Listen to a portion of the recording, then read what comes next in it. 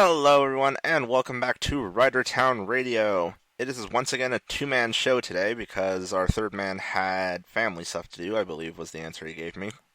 So, legit, Yeah, it's a reason, and family is always important, so, yeah, there's, especially in shows like these where family has to be covered in at least 3 episodes, if not an entire arc where a character gets a power up. not quite where I was going with that, but yeah, But I that works. mean, yeah, like family is like a thing in all the shows. Indeed. So, yeah, it's just me and Noble today. We were going to try and have a guest on, but unfortunately they also backed out. Had some sort of family issue or something along those lines as well.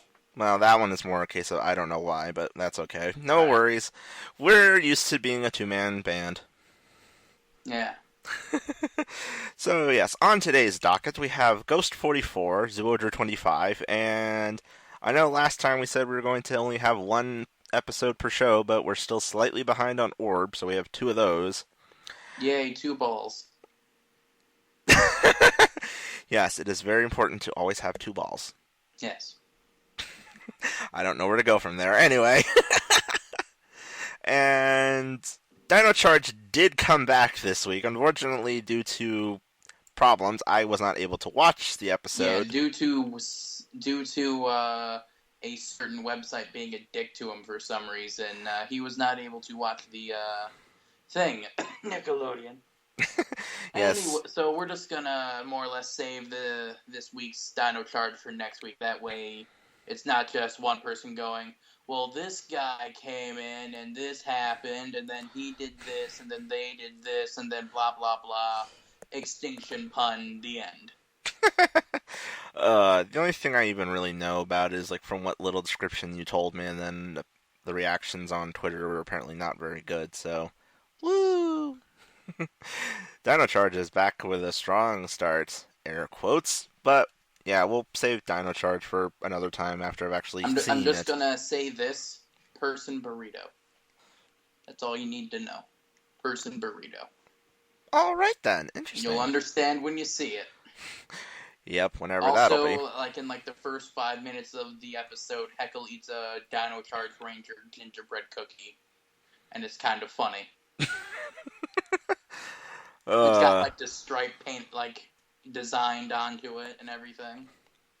Heckle always dreamed of having a ranger inside him. Anyway, let's just move on from that stupidness and let's go 50 on. 50 shades of Chargers. Oh,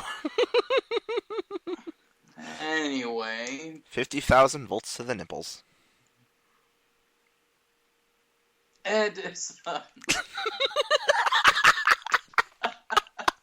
I was trying to think of a way to just be like, we need to very slowly and seamlessly transition into ghosts. Electricity. Edison. It would be better if I had a ghost driver, Dust. Edison. The only reason why I even said that is just because I was thinking of Captain Jack Harkness. There was like one episode of Torchwood where he's strapped in a chair, doused in water, and then they like stick electrodes on his nipples, and he's like, "It used to be that 50,000 volts to the nipples meant it was be a good time," because Jack is freaking Jack. Yeah, that sounds like something he'd say. It was something he said. Go watch Torchwood.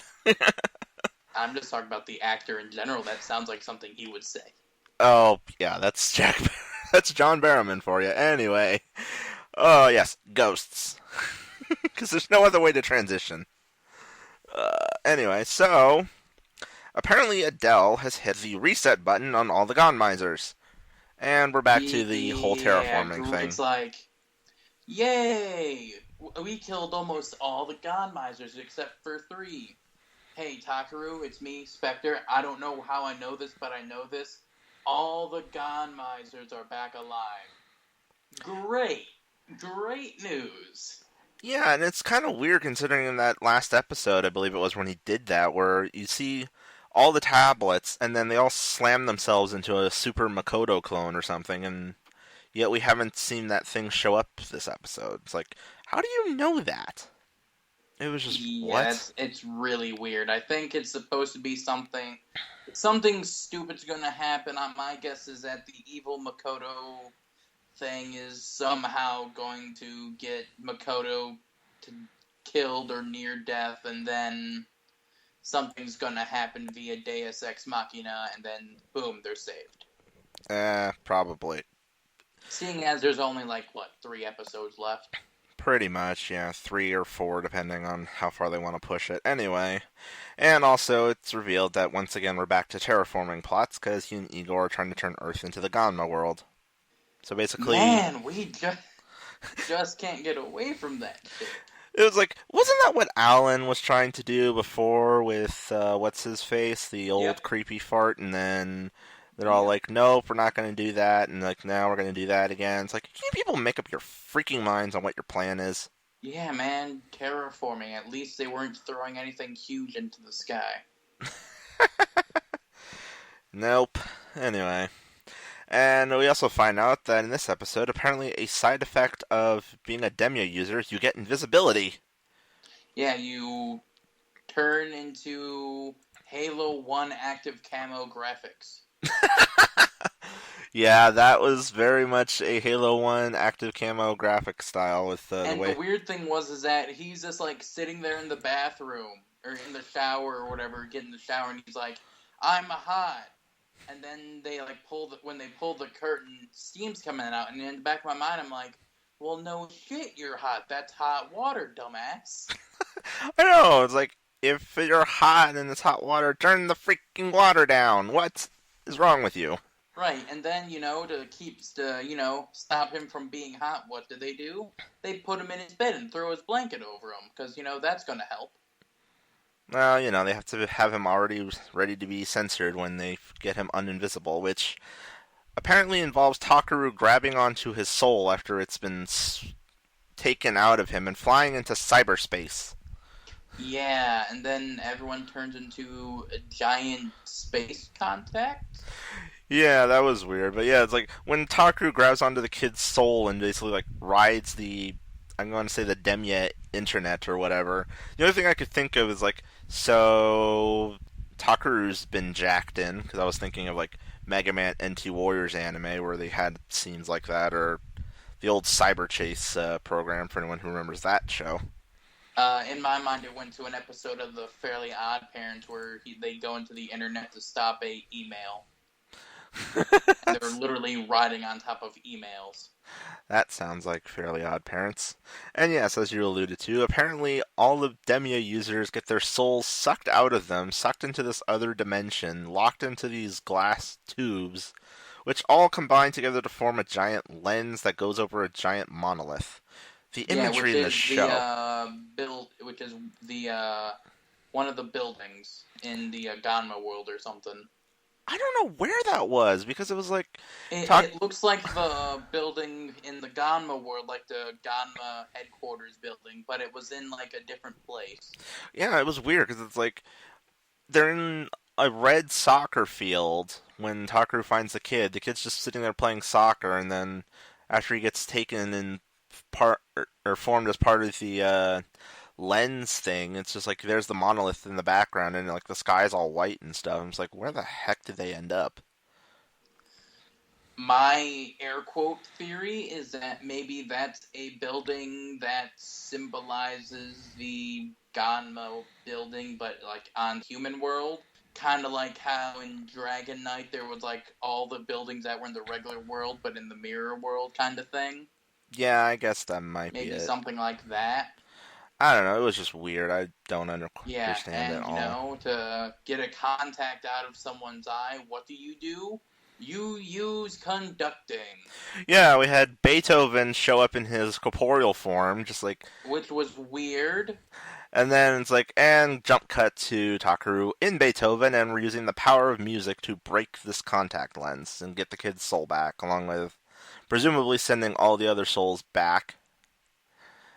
Yeah, you know what would have been better than him being in Beethoven Damashi? Hmm. If he was in Grateful and he summoned Beethoven, and then they both were doing, and then if they both did like the conductor hand things. Yeah, that would have made a lot more sense. because then we get more shots of an older form that has toys out for it, and we get to see him use Grateful more, like the actual abilities. Besides that Uh, one time he got his ass kicked like a little bitch. See, Telway, we're writing how you should market your shit better than you are. Yeah, that's true, sadly. I know, it's really sad. We're teaching you how to push toys at us. When, a lot of us Genuinely, get if sick. that scene happened, I was looking at a grateful figure, and then I was like, you know, if this happened in this scene, that'd actually be really cool, but it didn't happen. Damn. Yeah. That and Premium Bandai. I know you're not listening, but I have like 3 things you should do. You should make the corporeal not on rider bodies for the hoodies. Yeah, I was just thinking about that. It's like, have they released those as, like, vinyls or any kind of thing like that? No, nothing. It's just on the suits, or you get the crappy stands for the ghost parkas. That's weird. They should definitely release those as, like, vinyls, if nothing else. Yeah. Anyway, and so yeah, Takaru basically breaks the giant lens, which I'm trying to remember what was that even supposed to do. It's just like, here's the giant lens, we're gonna stick it on this monolith and do what I think exactly? what it was supposed to do, because reasons that it was supposed to become a portal, I guess that's the only thing that makes any sense to me. It was just kind of or that like weird. the monolith was supposed to air quote open a portal, and then the lens was gonna go in to keep it open, and then because it's a lens, I guess they'd be able to pass through it or some shit. I don't All know. we know is the giant contact was trying to go over the eye. I guess it was just weird. Anyway, but yeah, so after. But you know what I was thinking about after the other thing we did the other day? Hmm. Did we ever mention why the icons are eyes? I don't think so. No. Like, ever? Because eyes are the window to the soul. Oh, that's deep. Yeah. I think that's literally the giant pun of this show. Is that eyes are the window to the soul. That's why there's all this eye imagery.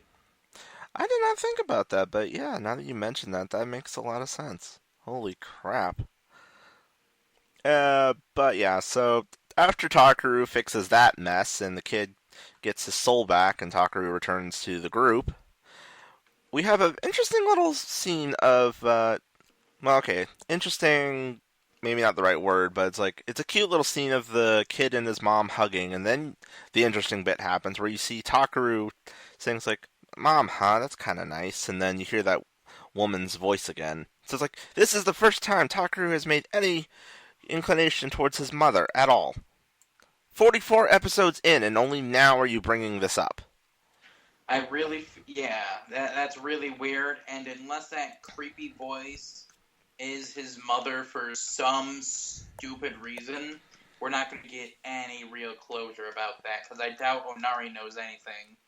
Probably not, but all this was reminding me of, it reminds me of Drive, where like the whole thing of Shinosuke's dad suddenly comes out of left field halfway through Oh, the yeah. program.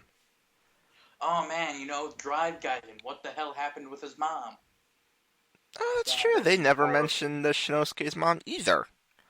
It wasn't really relevant. It was, he had a mom. Oh They yeah, but probably divorced or something. That's why the dad was alone, and that's why Shinosuke never mentions him or her.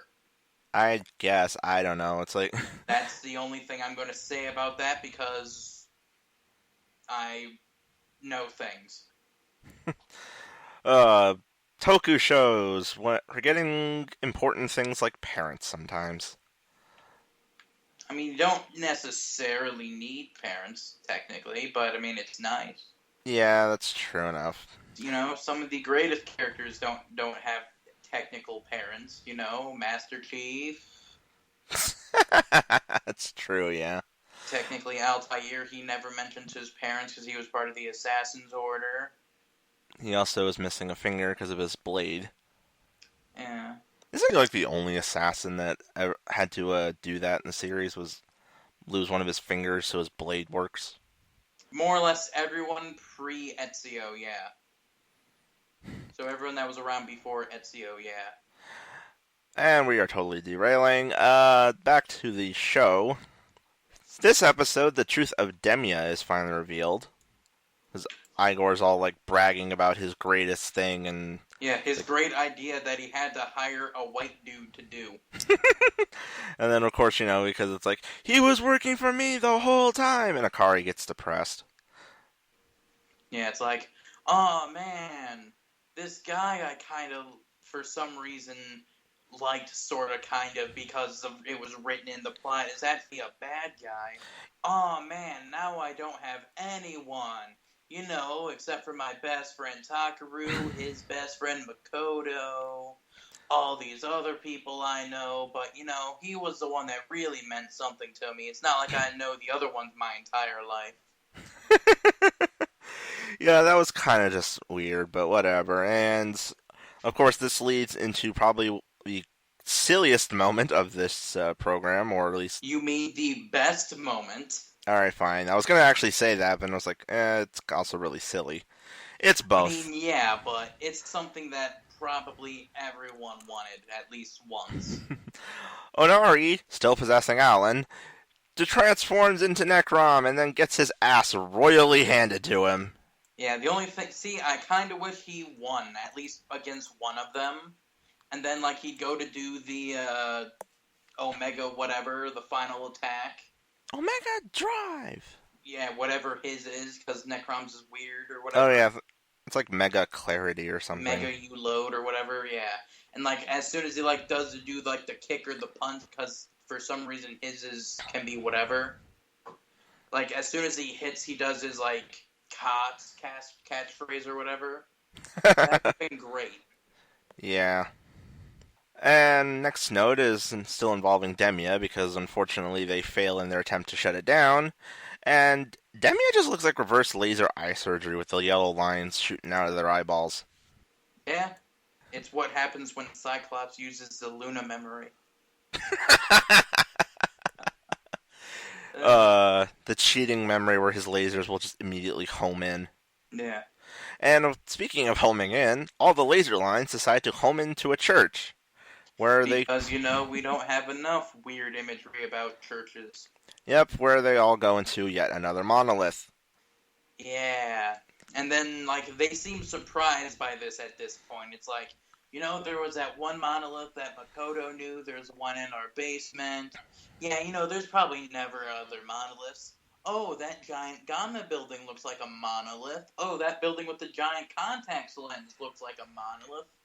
Oh my god, another monolith. What's going on, guys?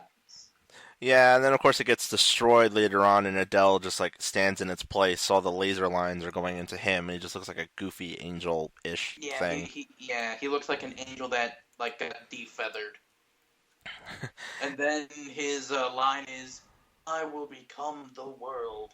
I'm just like, you're in the wrong program to be claiming that name, buddy.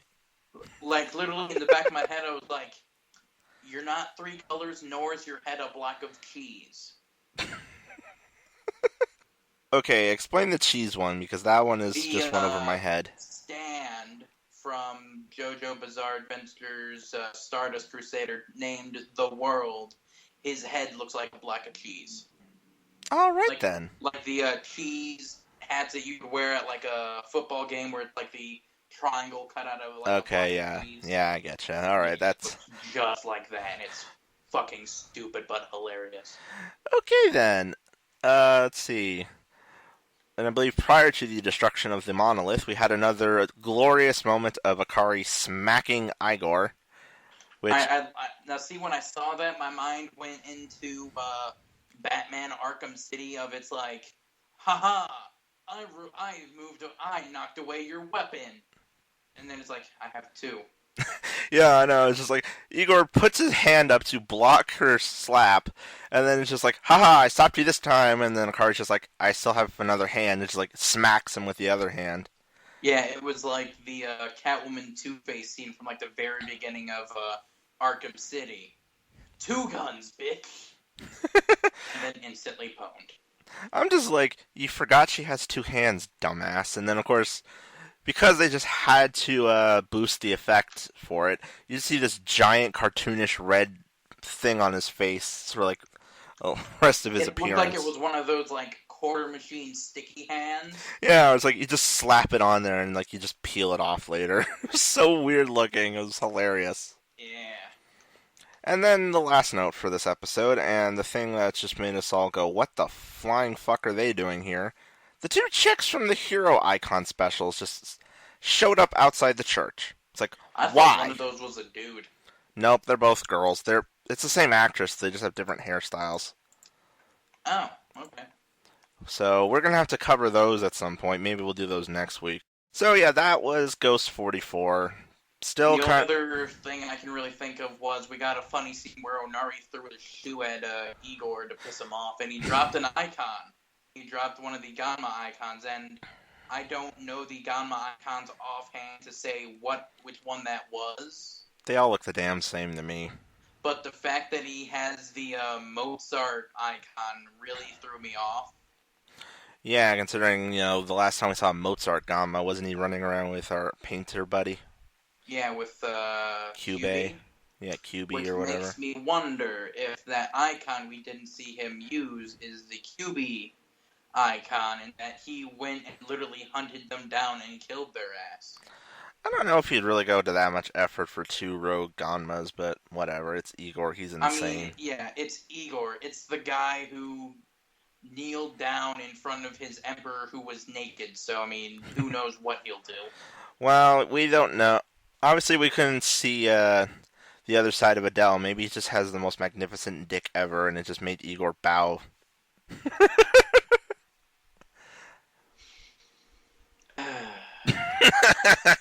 There's no transition for that sentence. Anyway, so that's Ghost. Let's move on to Zyuogher before this gets any more awkward. And in Zyuogher, we open up with Yamato still being shaken by the last episode. So hey, continuity. I mean, to be honest, there's no way you could go from that to a lighter tone at all. No, there really isn't. It's just like, hey, it's like, oh no, my mom's memory clone thing just got killed. No. Depression. 5 seconds later. Yay, happy dance. No, that doesn't work like that, world. And thankfully the show acknowledges that. So, you can see Yamato still kind of downish, although he's not like moping per se. He's just kind of like right. He's like going through the stages of grief again. Yeah. And so obviously the rest of the crew's like trying to cheer him up, and then Misao even comes in with an old fishing rod, and that sets up our episode plot where we have Leo and Misao basically being pissed with each other. Yeah. Leo's more or less just like, what the hell's an old fishing pole gonna do to cheer him up? Which, my thought was, well, number one, he's a zoologist, so he could, catch a fish and study it. True. And two, fuck off, Leo, you're a dick. Yeah. Plus, as we find out at the end of the episode, Leo doesn't understand fishing. Well, no, he's a lion. He lives in places where trees are shorter than we are. He's also because he's a lion, lions, the male lions don't usually do all the food gathering. It's all the women lions. Yeah. Thank God that's not going to be hopefully that won't be a plot point. I doubt it. I mean, it's bad enough we're getting the circus movie where they're most likely going to be used to do shit against their will.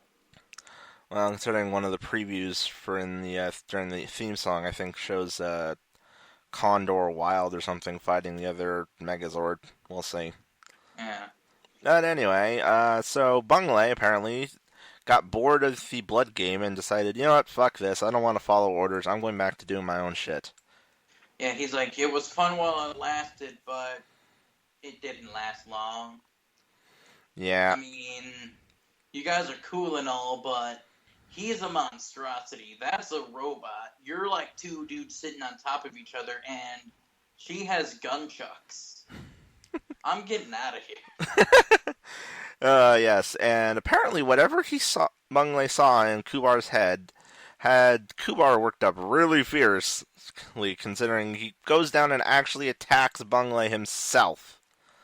Yeah, and then you find out that it's like, what did you see? I saw who destroyed your planet.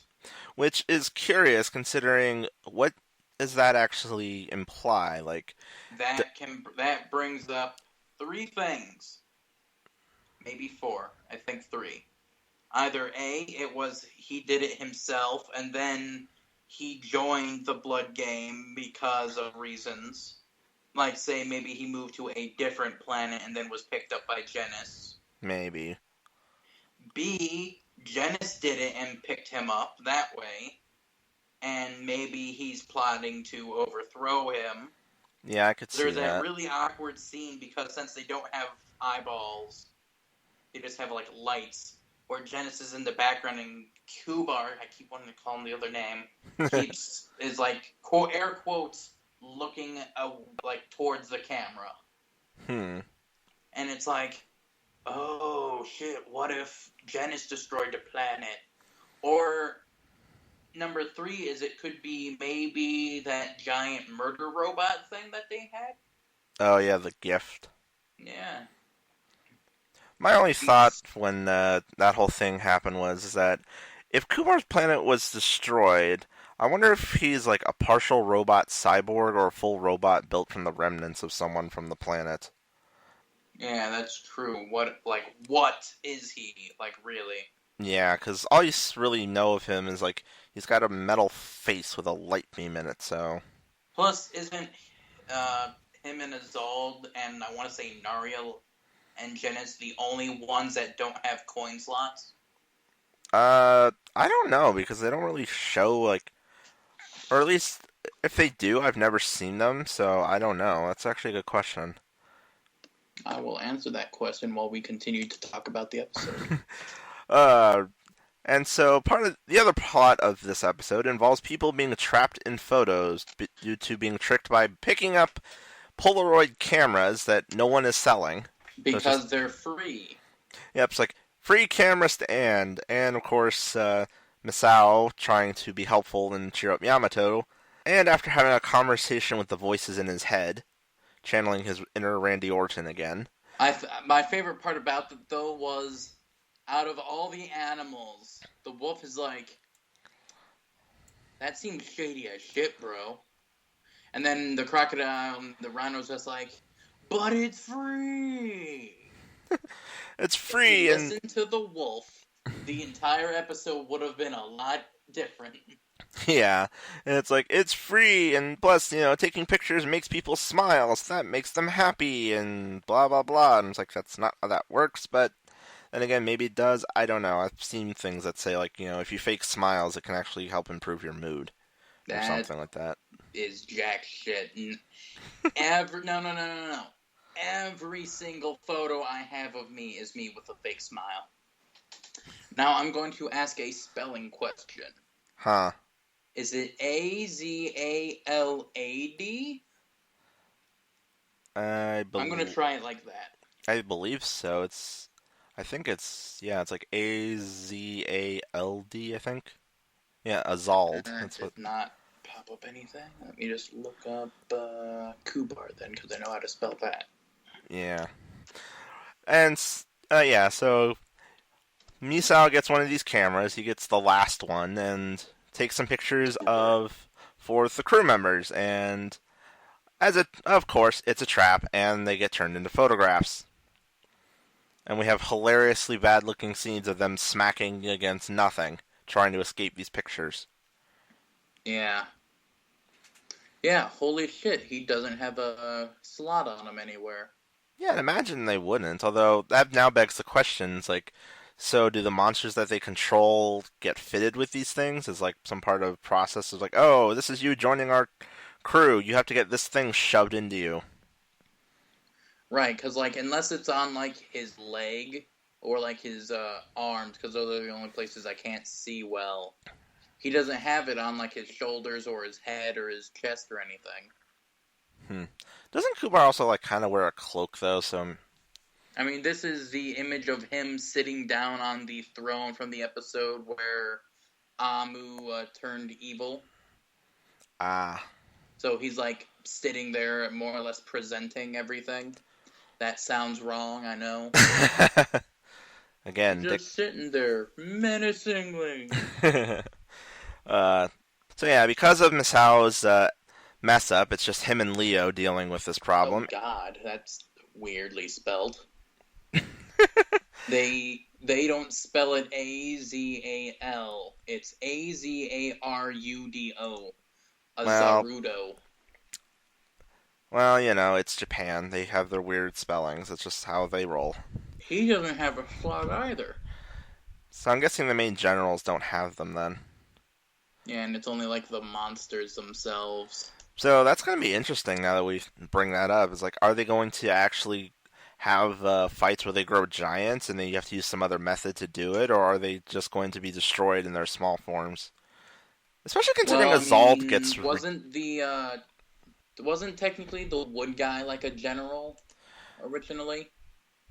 I think so, but oh, that's right. They did have a giant monster fight, although they didn't do the Megazord formation. I don't think, or did they? I don't Because remember. like he has his slot on like one of his shoulders for him, but I Maybe don't. But I don't believe they classify him as a general. Let me look. Maybe he was one of the grunt troops that just recently got a promotion, and then it's like, yay, first day with my promotion, and dead. Who Yeah, knows? it says he's a general. Weird. Anyway, so Hmm. yeah. I'm gonna go with my theory. He was just recently promoted, and then first day on his promotion job, he dies. Yeah. Anyway, but yeah, so as I was saying, it's a Leo Masao episode, which after the one scene where they have their big yelling fight, where it's like Misao's all like, "I can't say things that I want to, no matter how hard I try or whatever," and of course Leo is just like, he will not keep anything in. And I'm just like, so our episode today is an introvert versus an extrovert. Yeah, it's very, I have a filter, you do not. You need a filter, I don't. And the person without the filter is like, I don't need a filter, and neither do you. Let it out. And they're just having a bitch fit back and forth. Well, being mostly an introvert myself, I can kind of feel with Masao on that one. It's like there's just some things, wish I could say but I can't, and stuff like that. Oh, yeah, totally, I agree. That's the one, that again, like what we were talking about earlier before we started recording, that's one of the reasons. Yeah. And my last note with this one was just a note of during the fight with the monster after they get everyone back, after they manage to free everyone from the monster's tourist photo album. There's a certain scene where they get his camera stand thing and then they basically impale him on it and spin him. And it's just like, damn, monster impalement. Like, in my mind, I was like, whoa, that's messed up. And then in the back of my head, I'm like, that's kind of cool. And then in the subconscious of my head goes, that's one of Jade's fatalities from Mortal Kombat 9. That is, she like essentially mounts the fucker on her spear and spins her ass. Yeah, I'd believe it. It's Mortal Kombat. They do all kinds of fucked up shit like that all The the only thing time. is like the way that they like beat the camera thing wasn't what I thought they were gonna do when one of them went, I have a plan. My thought was they were gonna take Masao's camera from earlier and take a picture of him, or make him take a picture of himself through like a mirror, Yeah, and that then would have been interesting. see if he would get caught in himself. But if he took a picture of himself, how would that work with the camera being part of him? So if he took a picture with a different camera of him, would that work? I don't know. All I know is you're sitting here thinking of a paradox black hole. It's just like a microcosm would open up and the world would die. I mean, I highly doubt he's going to make it through the entire series. Well, of course not. He's a monster of the week. No, you said the world. Oh, ha ha ha. Mm. I No, I mean, meant he probably will. no. I meant like if the Yeah, I know what you meant. uh, I know what you meant. I was just being a dick and making a joke. Dave. Anyway. So yeah, that's Zyuogher. I mean, I don't really have any other notes for that episode. I mean, the fight with Masao and Leo just taking on the monster was interesting. Since like, oh, apparently this thing cannot take pictures of in or Dandies. yeah, it can't take pictures of inorganic things. So they're sitting there playing around with those little stands where you stick your face through them and like using them as shields slash playing a cover shooter. Yeah. That's interesting. What?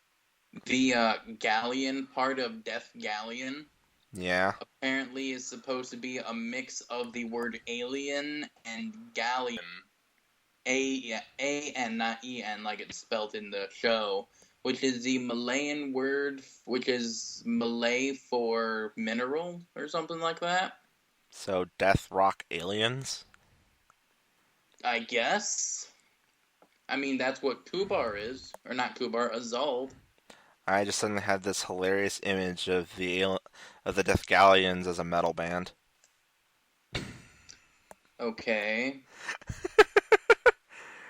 Now here's a question. Huh. Because Narya has the gunchucks, but Genis has to sit down all the time. Which one's the drummer? I was gonna say Genesis the drummer. You have Kubar and Azal playing guitar and bass, and you got Narya doing the singing with some like screamo voice or something. Someone needs to If you think Photoshop about that. it, the monster from the first episode looked very, very like heavy metal band-esque. Oh yeah, that's true. He could totally be the singer. And then Seeing as he's literally covered in fucking spikes. oh, that would be hilarious. Someone Photoshop that, because none of us know how to do it. Yeah. Anyway, shall we move on to the Land of Giants? Yes. Orb Episode 5. We open on Guy having PTSD flashbacks to the thing that they showed in the first episode. Because, it's episode 5. We gotta reuse some footage now. And is it just me, or is the woman in Guy's flashbacks not Japanese? It's hard to tell. I know, it's like... And that's the thing. It's like the Uncanny Valley effect, but with race. And God, does that sound racist. Not gonna recover from that one.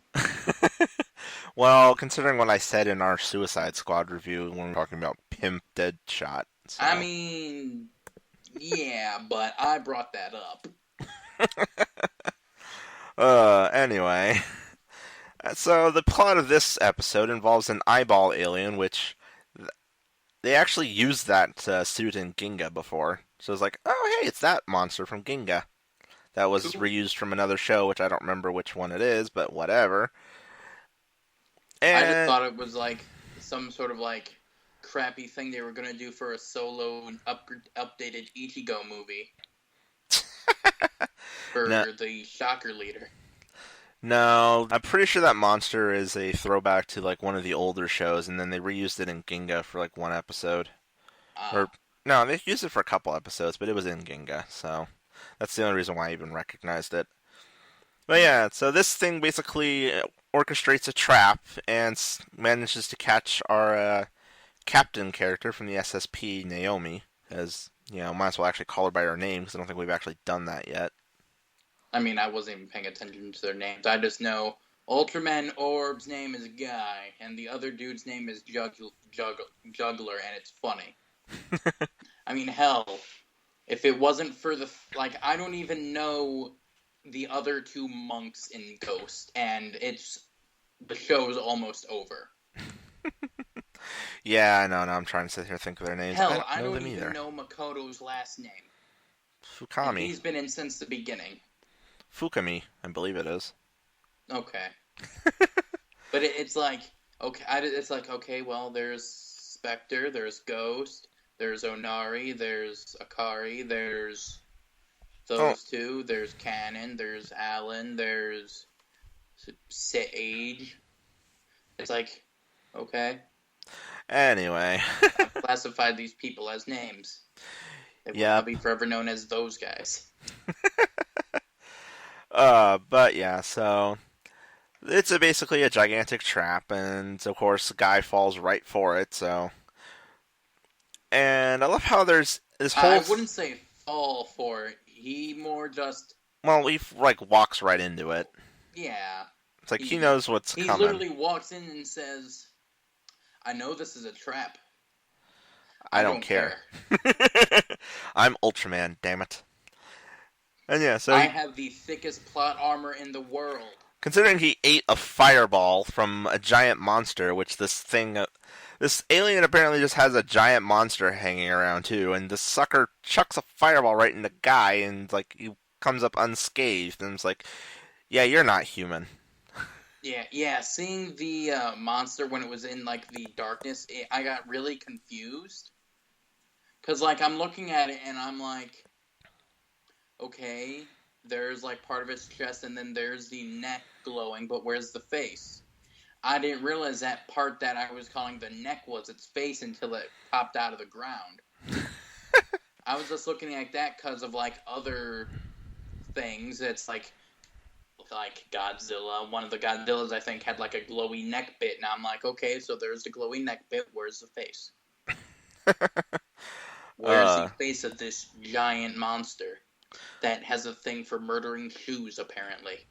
yep. And then during the middle of the giant fireball flinging fest, guy has his moment with Naomi where he's all like, "I don't like hanging out with people," or stuff. Basically, he Uh, gives his loner speech. yeah, he gives his "I'm a damaged person. I don't want to be fixed. Go away." And then of course she's like, "Why do you keep coming back to save me?" or whatever. But it's like, "I don't want to be near people. Go away." Next episode. Well, they do kind of fix that at the end of the episode, but it's like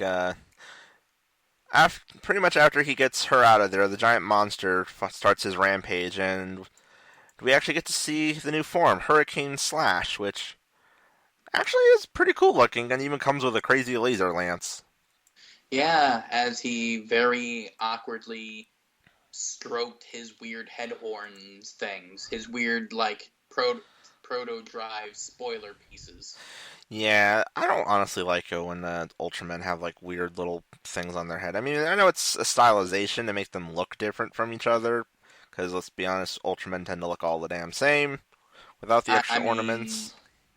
at least three of them looked the exact same to me from this episode. When he kept using the cards, I was like, "Wait, that's so and so, but isn't that looks exactly like the other one?" Yeah, Okay, honest. wait, no, the ear is different. Yeah, honestly, when it comes to since two of his cards are original Ultraman and then Ultraman Jack, they basically look almost exactly the same. Yeah, Whereas like the other cards, Tiga, are Mabius, very Zero, and distinctly different people. Taro, yeah, they're all different and distinct. I have giant horns on the side of my head. I have forehead wings. Yeah, Zero's design just looks goofy. But yeah, so we got to see Hurricane Slash in its first fight, and it was really cool to watch. Yeah, because apparently this alien has been watching him and knows all of his moves and shit for the default form. And probably for Burn Might too, so he's like, alright, let's use something you haven't seen yet. Yeah, let's use these cards that come with the only other toy you can buy in my toy line besides the vinyl figures. Yep. I don't think they come with that. I have no They idea. might, I don't know offhand. I don't pay attention to Ultraman toys. But anyway, yeah, so Hurricane Slash looks cool and it fights pretty cool. And then after he beats the giant monster, we actually get to see him as his human form fight off the other alien. So we had a little bit of ground action too, which was really cool. Yeah, And then of course the monster's all like, "I only captured her because you seem to be protecting her, or hanging around her a lot. It's like, why do you keep saving her?" And Guy's just all like, "Because she keeps getting into trouble at the wrong place at the wrong time." like in the back of my mind, I'm just like, man, that's a really good, that's a really good excuse. Hey, someone get Peter Parker on the phone. Uh, and an interesting bit from this little fight sequence is Guy actually pulled one of his cards and generated a shield with it. It's like, You know, where like did when the that come Advent from? deck made the weird safety bubble in Ryuki and Dragon Knight. Yeah, because they reused that scene, which was interesting. Oh yeah, I was like, so your cards can generate shields. What can't these things do? I'm Apart from mix and match. holding in a joke. Holding in a joke. Uh, the only other bits of note for this episode was earlier on in the episode, Guy finds a doll in the park and like takes it back to the SSP, and then Jetta's like fixing it up because apparently the arm fell off or something, and he comments how he has a little sister that he makes this kind of stuff for, which I'm guessing is a throwaway line that will probably mean nothing later on in the series. I mean, it's better than 40 episodes in. Man, I haven't seen my mother in years. Yeah, as we were talking earlier. And then, of course, we have a little bit of payoff where the little girl comes and gets her doll because they put out posters saying lost doll or something like that. And I believe. And in a very, very, very weird, like, it was weird for me.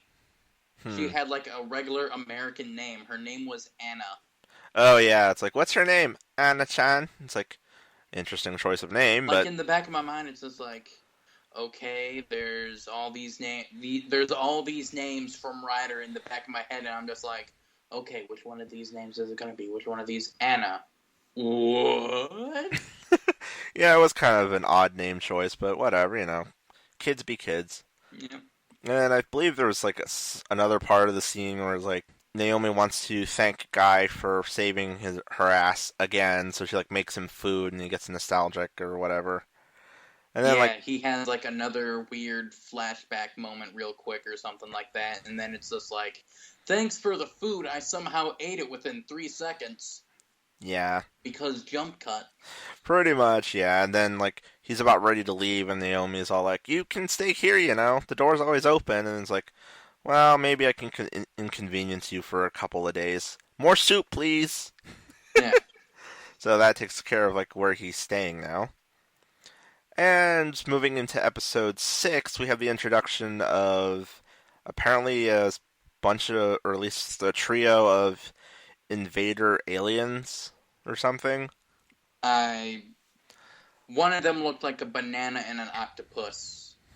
Which, that suit was also in an episode of Ginga, actually was in Ginga S, and that was a very funky episode.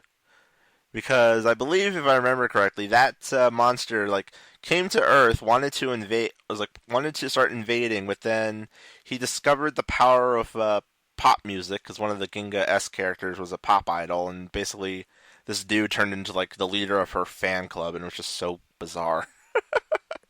Ginga S was weird. I'll just say I that. mean, yeah, that's definitely weird. I wouldn't say bizarre, that's weird.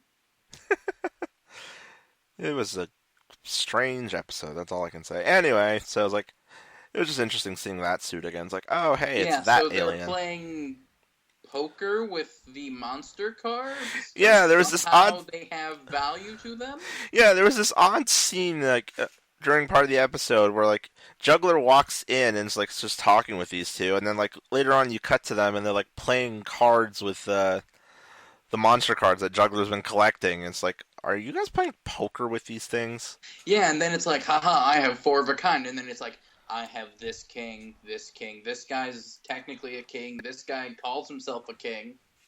I have a 5 king hand, and it's like one of them's like, how is that even possible? Blah blah blah. It was just weird, and Yeah, then in the back of my mind, it reminded me of that Futurama episode where it's like, he's also got the king of beers. It's a coaster that somehow got mixed into the pile, but it still counts. yeah, that was just bizarre. And then plot of the episode involves a haunted forest with a lady in white, where they go to investigate this because someone saw or the ship that these aliens are hanging out in, and it's like, oh yeah, it's in that forest. And so we have this whole sequence of apparently the aliens were doing some kind of weird distortion thing where it's like, so every time the characters from the SSP and that uncle guy were running away from them, they would just end up running into them again.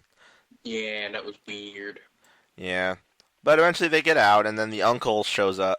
Or then they like get cornered, and the uncle guy decides to try and show off his air quote Yeah, karate his skills. skills. And I just my note for that one's and the uncle's gone crazy.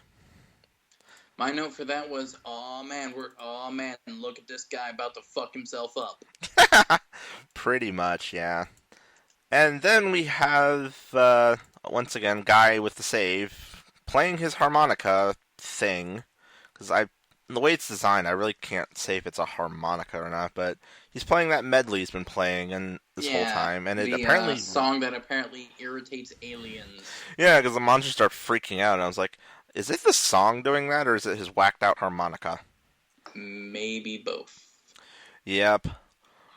But anyway, once Guy shows up, Juggler summons a giant monster, of course, and there's a scene in that fight where the monster throws an air blast, which is like, supposed to be its attack or whatever, that melts a building, but the way the scene is shot, it looks like the SSP guys are like really close to the building, so it's like, why didn't the air blast hit them and melt them too?